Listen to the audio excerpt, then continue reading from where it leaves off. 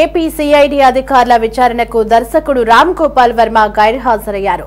తన తరపున న్యాయవాదిని సిఐడి కార్యాలయానికి పంపారు. సినిమా ప్రమోషన్లో ఉన్నందున విచారణకు రాలేనని పేర్కొంటూ 8 వారాల గడువును కోరారు. ఇక ఈ నేపథ్యంలో ఆర్జీవీకి మంగళవారం మళ్లీ నోటీసులు ఇవ్వాలని సిఐడి యోచిస్తోంది.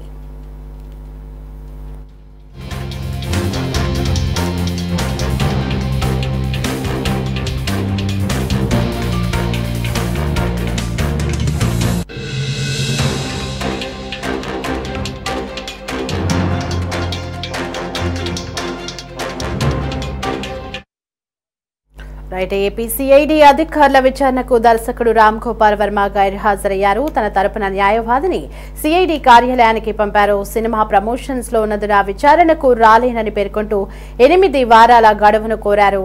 ఇక ఈ నేపథ్యంలో ఆర్జీవీకి మంగళవారం మళ్లీ నోటీసులు ఇవ్వాలని సిఐడి యోచిస్తోంది.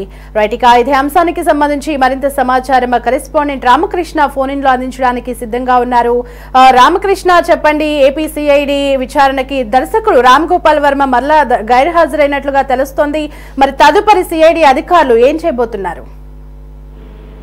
దేవి, ఏపీ సిఐడి అధికారుల విచారణకు ఈ రోజు రామ్ గోపాల్ వర్మ హాజరు కావాల్సి ఉంది. అయితే కొన్ని కారణాల దృష్ట్యా తనకు గడువు కావాలని రామ్ గోపాల్ వర్మ కోరటం జరిగింది. ఆయన తరపున ఉన్నటువంటి న్యాయవాది ఈరోజు సిఐడి కార్యాలయానికి వెళ్లి రామ్ గోపాల్ వర్మ విచారణకు ఈరోజు రాలేని, దీనికి 8 వారాల గడువు కావాలని కూడా రామ్ గోపాల్ వర్మ తరపు న్యాయవాది కోరటం జరిగింది. ఈ నేపథ్యంలో తిరిగి మంగళవారం మరోసారి నోటీసులు జారీ చేయాలని సిఐడి అధికారులు భావిస్తా ఉన్నారు.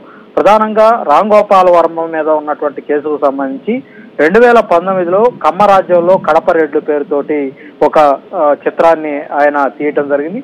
ఆ చిత్రం పేరు విషయంలో అది అప్పట్లోనే పెద్ద ఎత్తున వివాదాలు చెలరేగినటువంటి పరిస్థితి ఉంది.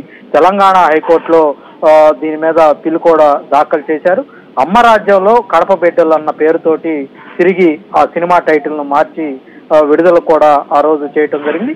అయితే యూట్యూబ్ లో మాత్రం అమ్మరాజ్యంలో కడప బిడ్డలు అన్న పేరుతోనే ఆయన సినిమాను విడుదల చేశారంటూ సిఐడి పోలీసులకు మంగళగిరిలో ఉన్నటువంటి ఆత్మకూరుకు చెందిన వంశీ కృష్ణ బండారు అనే వ్యక్తి ఫిర్యాదు కూడా చేయటం జరిగింది.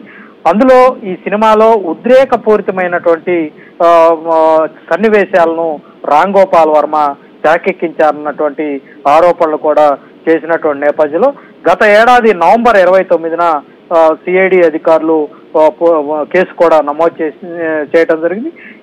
ఈ కేసుకు సంబంధించి ప్రస్తుతం ఆర్జీవీకి నోటీసులు కూడా జారీ చేశారు.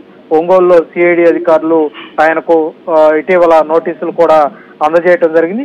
ఈ కేసు విచారణలో భాగంగానే ఇవాళ ఆయన సిఐడి పోలీసులు హాజరు కావాల్సి ఉంది.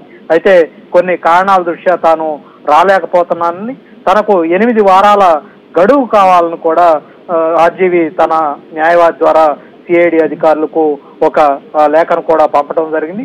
అయితే మరి ఆర్జీవీకి మరోసారి నోటీసు జారీ చేసే అవకాశం ఉన్నట్లయితే మనకైతే సమాచారం అందుతుంది. మరి ఏం జరుగుతుందనేది చూడాలి. Devi. Ramakrishna, thanks for the updates.